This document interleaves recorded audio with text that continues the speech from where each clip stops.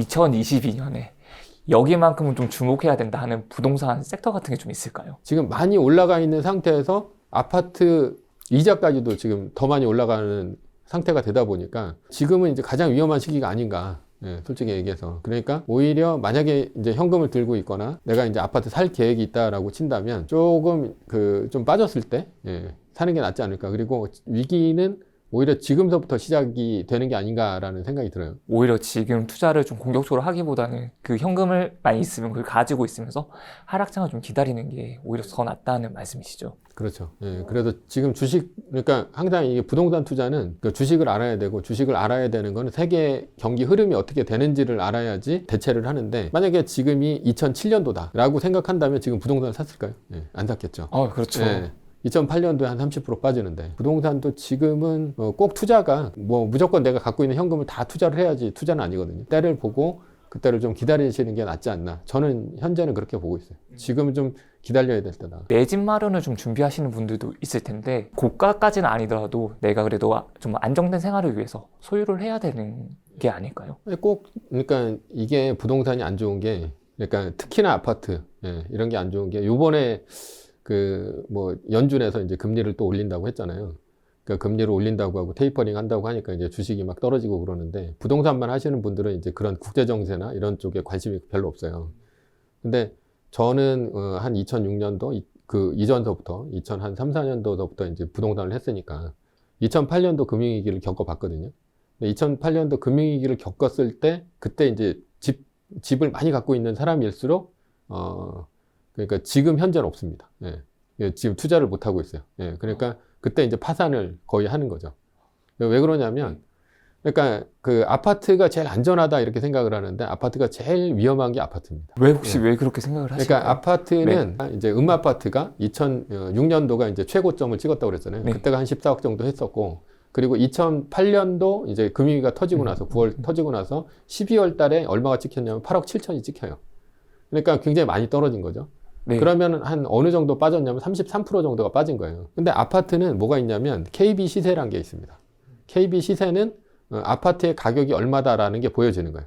근데 우리나라의 대부분의 대출은 아주 장기 고정금리로 한 대출이 거의 없어요. 그러니까 5년을 이제 거치한 다음에 1년 분할 상환을 하는데 그때부터 변동금리 적용해가지고 계속 1년마다 갱신하는 그런 상품인 거죠. 근데 아파트는 뭐가 문제냐면 KB 시세 때문에 아파트 가격이 노출된다는 게 문제예요. 그래서 2008년도 금융위기가 딱 터지잖아요. 그런 위기가 한번 터지게 되면 10년마다 한 번씩 오거든요. 그래서 원래는 2020년 코로나 위기 때 3월 달에 왔어야 돼요. 그랬는데 그때는 이제 아무의 잘못이 아니에요. 코로나 위기니까 뭐 은행의 잘못이다 그러면은 그렇게 돈을 양적완을 못 했을 거예요. 2008년도에는 그래서 양적완을 제대로 못 했거든요. 의회에서 반대하고 막 이래가지고. 그래서 우리나라도 그때 당시에 그렇게 아파트가 많이 빠진 거고, 그렇게 많이 빠졌을 때는 어떤 일이 벌어지냐. 그러면 1년에 한 번씩 갱신을 하는데 2016년도 가서 겨우 풀렸거든요. 그때서부터 아파트가 오르기 시작했는데 2008년서부터 시작해서 2006년, 16년까지 8년 정도가 우리나라 부동산의 암흑기였어요. 그랬는데 얘네들이 1년마다 갱신을 하는데 떨어진 가격에 갱신을 하는 거예요. 그러면 내가 이제 뭐 예를 들어서 압구정 뭐 기업은행 지점에서 받았다라고 하면 그 담당자가 1년이 됐을 때 전화가 옵니다. 30% 빠졌으니까 돈 갚으세요. 떨어진 만큼 비율대로 갚아야 되는 거예요. 네. 왜냐하면 이제 KB 시세가 있기 때문에. 부동산 같은 경우는 뭐 굉장히 금액 자체가 크기 때문에 망해도 한 번에 망합니다. 실제로는. 많은 분들이 서울의 똘똘한 한 채는 괜찮지 않을까? 그리고 강남 같은 경우는 불패, 강남 불패 이런 이야기들도 많이 하는데 그 말은 사실이 아니네요. 그렇죠. 네, 그러니까 그런 위기를 겪어보지 않았으니까 그런 거예요. 그러니까 그런 위기를 겪었을 때는 반드시 그때 은행에서 전화가 옵니다.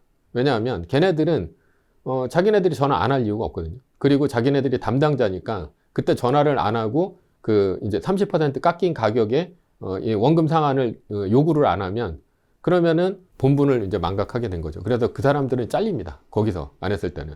그래서 오히려 오피스텔이나 아니면 상가나 뭐 이런 KB 시세가 노출되지 않는 게 훨씬 더 안전한 거예요. 아파트보다는 빌라나 이런 것들이. 그래서 그런 것들은 이제 시세가 없고, 그 다음에 이 사람들 보고 원금을 이제 엄청나게 갚으라 그러면 파산할 게 뻔하니까, 그럴 때는 뭐 보험을 하나 든다거나 아니면 뭐 신용카드를 만든다거나 아니면 한 500만 원 정도 갚는다거나 뭐 이런 식으로 해가지고 유들이 있게 넘어가는데 아파트는 얄짤없습니다.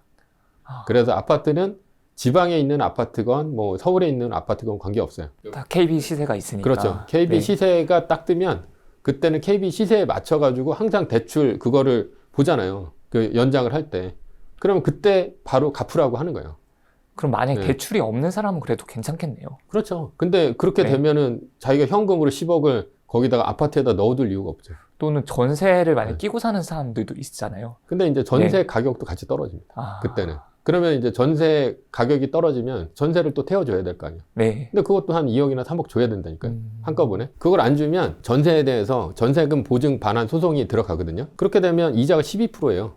12%요? 네, 12%예요. 네, 말도 안 됩니다. 네, 그래서 요즘 서울에 뭐 한 8, 9억 정도 하게 되면 12%면은 자기 월급을 다 때려 박아야 된다는 얘기죠. 지금 모아둔 돈이 좀 적은 사람들은 재개발이라든지 재건축이라든지 좀 저렴한 가격에 살 수 있는 물건들을 좀 눈여겨보는 사람들이 많은 걸로 알고 있거든요. 네.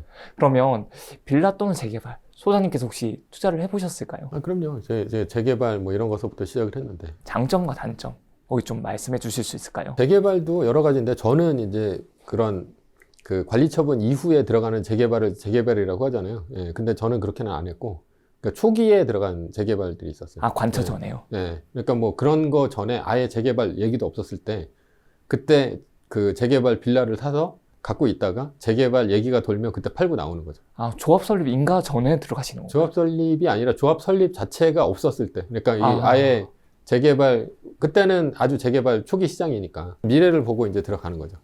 그래서 그때는 뭐 제가 예전에 쓴 책 중에 뭐 1,000만 원으로 시작하는 재개발 투자인가? 하여튼 그게 이제 첫 책인데 그게 2007년도에 나왔는데 저는 한 2005년도 그때부터 이제 재개발 투자를 했었으니까. 근데 앞으로도 재개발은 유망하다고 생각을 해요. 유망하다고 생각을 하고 뭐 지금 만약에 재개발을 생각을 한다면 오히려 저는 조금 좀 길게 보고 들어가는 게 좋다 이렇게 보고 있고요. 길게 보는 거는 재개발은 뭐 무조건 서울, 경기도권보다는. 그러니까 앞으로는 현재는 이제 부동산 우리나라가 초호황기라고 볼 수 있거든요. 왜냐하면 53년도에 이제 한국 전쟁이 끝났죠. 그다음에 55년생서부터 63년생을 이제 베이비붐 세대라고 하거든요. 그러면 그 사람들이 지금 현재 얼마냐? 그러니까 65세입니다. 그러니까 그분들이 거의 한 80만 정도가 태어나요. 매년. 그리고 그 다음에 X세대라고 해가지고 이제 그러니까 한 6년생서부터 시작해서 거의 한 75년생? 이 정도를 X세대라고 하는데, 그러니까 나누기를 그렇게 나눠요. 근데 그분들이 제일 많이 태어났어요. 예, 그래서 71년생이 107만 명 정도가 태어났거든요. 그러면 107만 명 태어났는데, 지금 107만 명 태어난 71년생이 제일 어떻게 보면 굉장히 지금 활동적으로 일을 하는 시기가 되겠죠. 한 52세 네. 정도 그렇죠. 되니까. 네. 그러니까 그 사람들이 지금 집을 안 팔잖아요. 지금 집을 갖고 있어야 되는 시기라니까요. 그리고 한 85년생 정도까지가 그 다음 이제 밀레니얼 세대인데 그 세대도 그래도 한 60만 이상은 태어났어요. 최소한 60만, 70만 정도. 그러니까 앞으로도 한 10년 정도까지는 끄떡 없습니다. 그러니까 한국의 부동산 호황기는 현재가 가장 초호황기예요. 왜냐하면 베이비붐 세대도 지금 집을 안 팔았고, 그리고 앞으로 한 10년 정도가 또 그런 그 밀레니얼 세대가 있으면서 그 밀레니얼 세대도 집을 갖고 있어야 되니까 앞으로 10년 정도는 우리나라가 부동산 호황기로 간다라는 거고, 부동산 호황기는 이제 그 언제서부터 따지기 시작하냐면 그 40세가 중요한데 40세가 최초로 부동산을 사는 시기예요. 그러니까 우리나라가 이렇게 항아리 구조인데, 인구로 보면 항아리 구조인데 지금이 가장 초호황기라고 볼 수가 있는 거죠. 집값 떨어진 거 2번밖에 없었어요. 그러니까 97년도 IMF 위기, 그래서 2000년도서부터 굉장히 어렵다가 그게 한 2002년, 3년 지나면서 그때서부터 재개발, 재건축하기 시작하면서 그때부터 살아나기 시작했고, 2008년도에 금융위기 터지면서 그때 급락을 했고, 그리고 2012년 정도가 가장 바닥이었고 2016년까지 굉장히 힘들었어요. 그 위기를 지나서 지금은 이제 굉장히 많이 뜨는 시기가 된 거죠. 그러니까 지금은 오히려 아주 부동산 호황기다. 근데 이게 다음번에 공황이 오고 그 다음에는 인구가 줄어들어요. 인구가 줄어들기 시작하면 뭐 지금 뭐 대학 가는 것만 봐도 알 수 있잖아요. 지방대는 지금 다 미달입니다. 그만큼 지금은 한 30만 정도가 태어납니다. 옛날에 107만 명 태어나다가 더 줄었기 때문에, 그러니까 앞으로 이제 10년까지는 문제가 없습니다. 문제가 없는데 그 다음에 이제 공황은 한 10년마다 한 번씩 오는 거고, 그리고 10년 왔을 때 공황도 겹치고 그다음에 인구가 줄는 시기까지 겹치면 그다음부터 이제 차별화가 아주 크게 일어나는 거죠. 길게 보신다 하더라도 결국은 제가 2016년도에 투자의 미래 이 책을 썼는데 그때에도 이제 제가 주장하는 거는 그거였어요. 2호선 라인에 이제 그 아파트나 그런 라인 쪽을 사라. 아, 좋은 쪽. 저거에 좀 수요가 많은 쪽이라고 볼 수 있겠네요. 그런 쪽이 아니면 지금 현재 이제 재개발 같은 경우는 굉장히 힘들다. 그러니까 뭐 지금이야 뭐 인천도 하고 경기권도 하고 그러겠지만 앞으로는 서울 아니면 힘들 거예요. 그러니까 지금 우리가 만약에 재개발이나 이런 식으로 본다면 저는 좀 한강변을 좀 보라고 하고 싶어요. 한강변을 보고 그 다음에 현재 구역인데 말고 구역 어차피 재개발은 다 되는 거예요. 시간이 지나면 노화될 거고 노화되고 땅의 가치가 높아질 거고. 그러니까 뭐 이게 구역 뭐 이런 걸 엄청 따질 필요가 없고 땅의 가치를 보고 한강변에 이제 빌라 많은데 그런 데가 이제 뭐 평지인데 뭐 평지건 뭐 산이건 상관이 없는데 그런 데를 좀 싸게 살 수 있으면 좋은데 현재는 또 많이 올랐어요. 맞아요. 많이 올랐으니까 위기가 오면 그때 그런 빌라들을 아주 싸게 사고 이제 전세를 놓으면은 좀 버티면서 전세가가 올라가면서 매매가 차이를 넘어갑니다. 진짜로 한강 르네상스가 한번 올 겁니다. 그러면은 이제 그때 아파트로 뭐 바꿔서 갖고 있거나 아니면 그때 뭐 팔아도 되는 거죠. 그러니까 그런 식으로 하는 게 재개발 투자에서 괜찮지 않을까. 그럼 상가는 혹시 어떨까요? 많은 분들의 꿈이 건물주, 상가를 가지고 있는 건물주인데 지금 상가 투자를 생각하시는 분들도 많이 있는 걸로 세금적인 측면에서 좀 벗어날 수 있으니까. 그럼 혹시 이런 상가의 황금성은 이것도 아파트가 예를 들어 100이라면 상가의 황금성 어느 정도가 될까요? 상가는 저는 이제 미래가 좀 안 좋다 이렇게 보고 있습니다. 상가는 잘못 사시면 큰일 나고요. 그리고 상가는 현재 거의 대부분이 오프라인 환경으로 많이 바뀌고 있어요. 지금 코로나 때문에 더 많이 바뀌고 있고 코로나 이후에는 이제 더 많이 바뀔 텐데 그러니까 지금 보면은 청년들이 취업이 잘 안 되잖아요. 그래서 지금 뭐 명동도 뭐 외국인들이 안 와가지고 많이 비기도 했지만 뭐 이태원이라든가 이런데 대로변에 있는 상가들은 이제 다 비고 있어요. 예를 들어서 이제 뭐 출구 방면에 있는 아주 큰 상가들 이런 데가 1층이 다 비어 있습니다. 그렇게 되는 게 코로나 때문만은 아니에요.